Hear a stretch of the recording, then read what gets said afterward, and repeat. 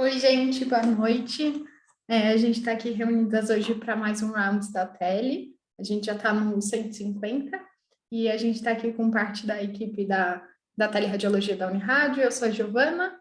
A gente está aqui com a doutora Marília, Ananda, Heloísa e Alice. Lembrando que esse é um conteúdo exclusivo para médicos veterinários ou estudantes de medicina veterinária. Se você tiver alguma coisa para acrescentar ao caso, tiver alguma dúvida, alguma consideração, pode botar aqui embaixo nos comentários. E eu vou compartilhar um pouquinho com vocês de um caso que eu dei recentemente. É um caso bem diferente, assim, a gente não costuma pegar com tanta frequência. Então, eu trouxe ele para a gente discutir hoje. Então, é um canino chow-chow de 7 meses, macho, que no histórico dele veio que ele estava alguns dias com um aumento generalizado de volume na parte da gengiva superior. Então, isso era bilateral, ele estava respirando pela boca, com sangramento nos dentes superiores, e a suspeita veio de hiperplasia gengival, reação óssea decorrente de neoplasia. Ai, gente, peraí que o gato... Vocês estão vendo ainda, gente? Porque deu muito ruim aqui. Sim, Tá normal? Ah, tá.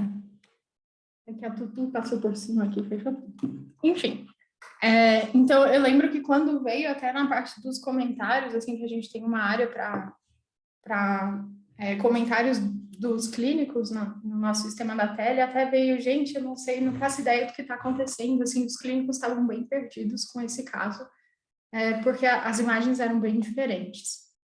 Então, as imagens que vieram foram essas, era um paciente bem jovem, né? E a primeira coisa que eu vi foi que ele não tem maxila. Então, já era bem estranho as imagens por isso. Os dentes, eles estão flutuando ali. Então, isso logo me chamou a atenção de cara. Aqui, nas ortogonais, a gente vê que os dentes parece que tem bastante espaço entre eles. Eu vi que ele realmente tem um aumento de volume, que lá falava que parecia que era a gengiva que estava aumentada, né? Então, eu vi que tinha esse aumento de volume, assim, que tem essas áreas meio tendendo a minerais no meio dos tecidos moles. Então, isso já me chamou a atenção também. E daí tinham várias imagens bem parecidas, eu coloquei só algumas. Aqui a gente também vê que praticamente não tem radiopacidade óssea que a gente está acostumado a ver. Eu achei que está tudo bem reduzido, assim, a radiopacidade óssea é reduzida, principalmente na maxila. Então, essas eram as imagens. Meninas, vocês veem mais alguma coisa? Vocês têm mais alguma consideração? Então, eu vou mostrar como eu laudei. Eu lembro que eu fiquei bem assustada com as imagens, até mandei no Slack pedindo ajuda a Mari e a gente discutiu esse caso. Então, deixa eu botar vocês mais para cantinho, senão eu não vejo. Então, eu laudei assim, radiografias em incidências ortogonais de crânio foram analisadas, aumento de volume dos tecidos moles na lateral da face, simétrico e bilateral, possivelmente associado ao aumento de volume citado no histórico. Então, eu correlacionei isso ao que eles vinham na suspeita, né? E que tinha um aparente aumento do espaço entre esses dentes superiores. Eu achei que eles estão muito afastadinhos, assim, e que tem áreas de radiopacidade mineral intermeio aos tecidos moles supracitados, reação óssea predominantemente lítica, maxila bilateralmente, perda do trabeculado ósseo habitual dos etimoturbinados, septo nasal aparentemente preservado, redução na radiopacidade generalizada dos ossos do crânio, seio frontal de radiopacidade preservada, articulações temporomandibulares aparentemente congruentes e as outras estruturas musculoesqueléticas dentro da normalidade.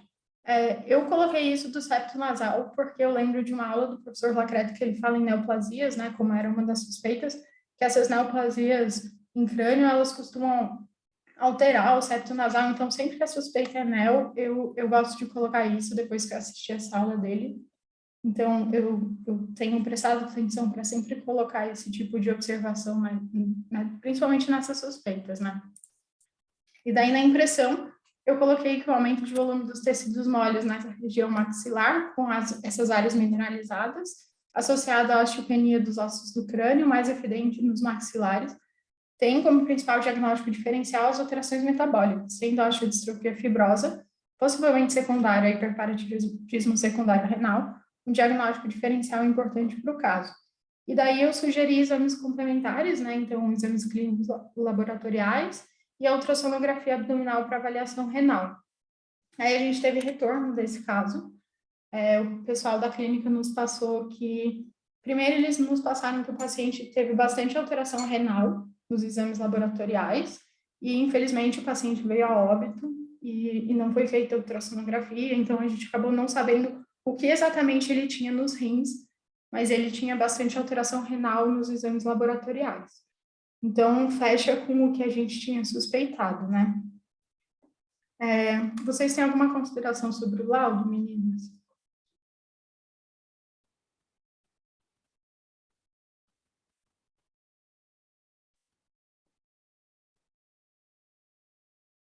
Que eu trouxe também uma revisãozinha de literatura, assim, para a gente lembrar um pouquinho sobre isso.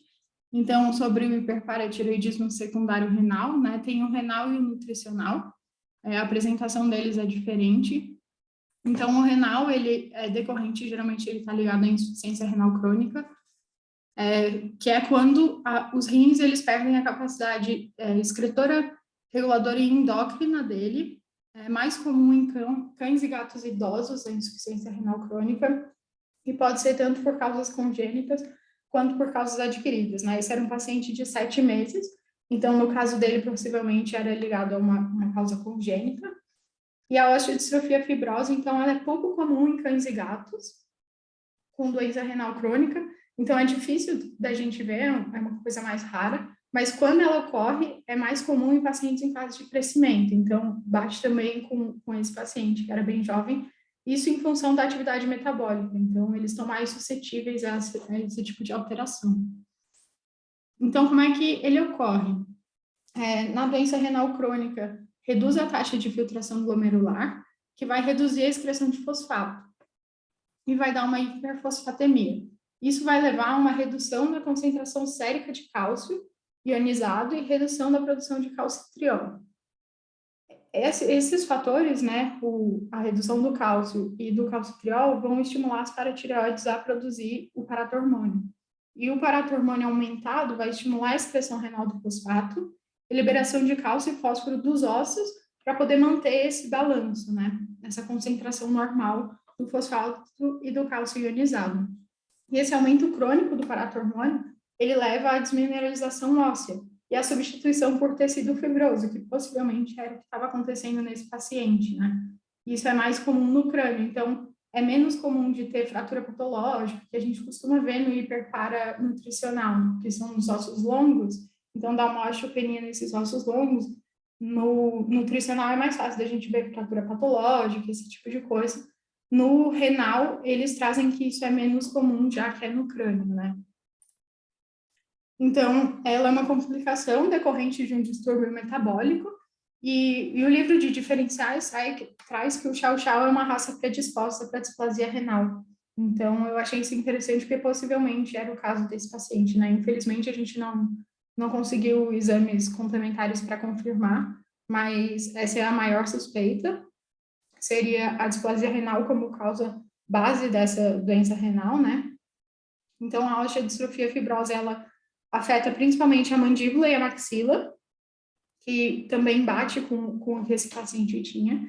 E a literatura traz que a principal queixa dos proprietários, o que eles costumam relatar, né? Eles chegam na clínica relatando, é dessa deformidade da face. Então, tem proliferação de tecido conjuntivo que acaba causando essa deformidade na face, e é por isso que os proprietários acabam levando o paciente, e que era também a principal queixa desse paciente, né? Ele já estava um pouco mais avançado, já tinha sangramento, tudo, mas também é bem parecido com o que ele apresentava.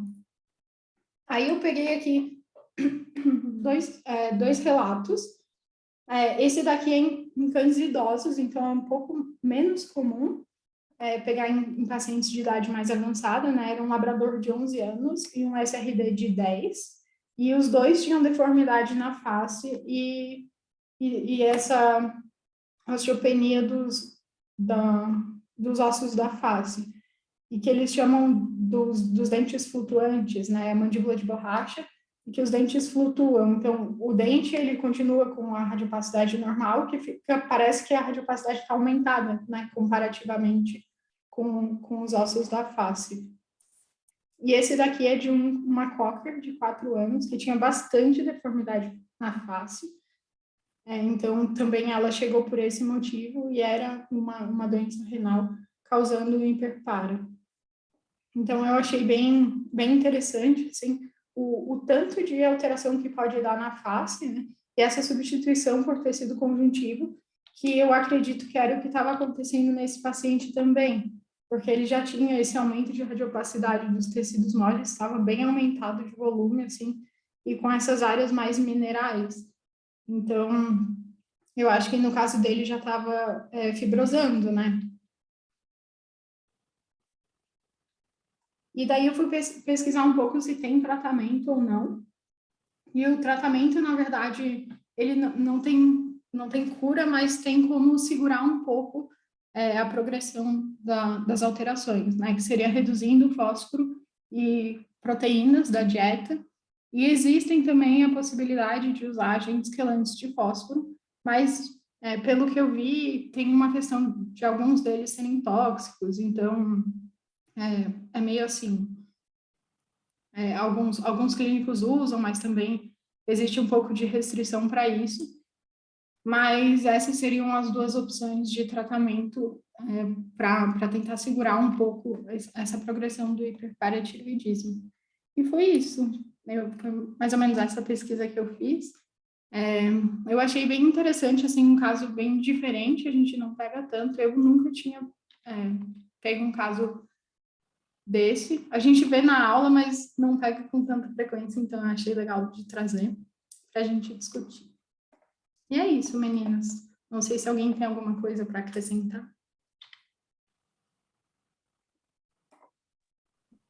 Eu nunca vi na vida real também. É raro, né? Eu também nunca. E a imagem assusta, né? É bem diferente. E como ele estava com dificuldade respiratória, né? Na TV, a gente vê bem que os etimotriptinados, eles perderam a definição, né? Então, possivelmente também foi por deposição de tecido fibroso, e é isso que estava causando a dificuldade respiratória dele também, né? Além, claro, de todo o aumento que teve na maxila. Tá bem feio, né? Eu acho que ele devia estar praticamente obstruído, assim.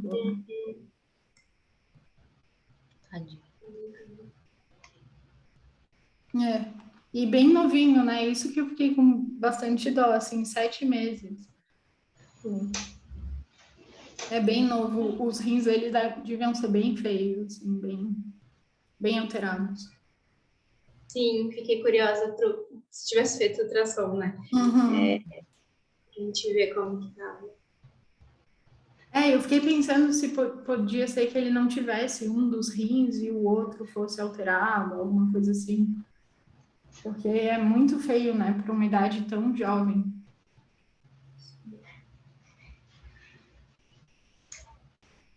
Eu ia só acrescentar que a gente conversou com ela no suporte, né? Quando ela mandou as imagens do paciente, só antes da gente ver a radiografia, né, acho que nós duas conversamos até na hora, ficou bem sem saber o que podia ser, assim, porque como não é comum da gente ver, eu tinha acompanhado um idoso só há tempos atrás, e era bem um aumento de volume, assim, simétrico, bilateral, como a gente vê naqueles casos de picada, sabe? Que o cachorro dá aquele edema de face. Só que a gengiva, parecia muita gengiva mesmo, estava muito grande, né? Daí os dentes pareciam que estavam no meio daquele aumento de volume, assim, de gengiva e com sangramento, bem diferente, assim. Mas depois que daí a gente vê a imagem, na imagem acaba trazendo bastante informação, né? Que é mais característico, assim, bem assustadora também, né? Bonita a imagem dele. Uma coisa que eu não descobri ainda, eu não sei se ninguém sabe, é por que é mais frequente no crânio. Isso eu não consegui descobrir, eu fiquei curiosa, mas eu acho que é uma coisa meio sem explicação, né? Eu lembro que eu acho que foi com o Thiago uma vez que a gente discutiu um caso há um tempo atrás e ele comentou isso também, que não se sabia o porquê. Mas eu não fui mais atrás também, se tem mais alguma informação desde lá. Pelo que eu olhei, assim, todo mundo fala, é mais comum no Ucrânia, mais comum no Ucrânia. Não, todo mundo, eu digo a literatura, no caso. Mas não um porquê, né? E ninguém explica. Eu acho que um artigo que eu li comentava que não se sabe o motivo. Tipo, um dos artigos que eu li comentou que ainda não se sabe o motivo de por que tá no Ucrânia. Acho que quem sabe mais pra frente a gente sabe, né? A gente descobre. Mas é bem... Eu achei interessante como é simétrico, assim, é muito... parece quase um espelho, né? De um lado para o outro, assim. Eu achei bem parecido as alterações. Você vê a cortical da colota craniana também tá totalmente perdida, né? O osso parietal, frontal, atingiu bastante. É o arco zigomático ali, né? Tudo quase só tecido mole, né? Tadinho. É muito... eu fiquei muito impressionada, assim, com a idade dele e o tanto de alteração, como já estava. Tanto é que eu acho que... isso foi no finalzinho de janeiro. A gente está no finalzinho de fevereiro e ele veio a óbito já em menos de um mês, né? Mas também pela qualidade de vida, né? Imagina se ele nem respirando mais direito tava. Tadinho. E pelo que eu vi, essa questão de alterar a dieta é mais funcional no início, né? Assim, no caso dele, por exemplo, que já estava com uma progressão já estava bem avançado, eu não sei o quanto isso traria algum benefício, né? E daí, pelo que eu vi, é bem pouco palatável a dieta, então tem todas essas questões também, a dificuldade desse tratamento, né?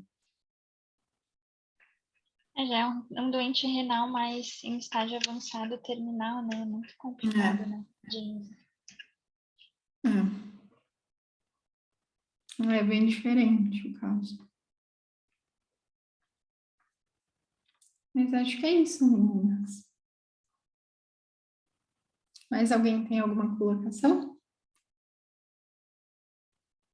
Então, acho que é isso, gente. Se alguém que está assistindo tiver alguma coisa para acrescentar, pode deixar aqui para gente, que a gente vai ficar bem feliz.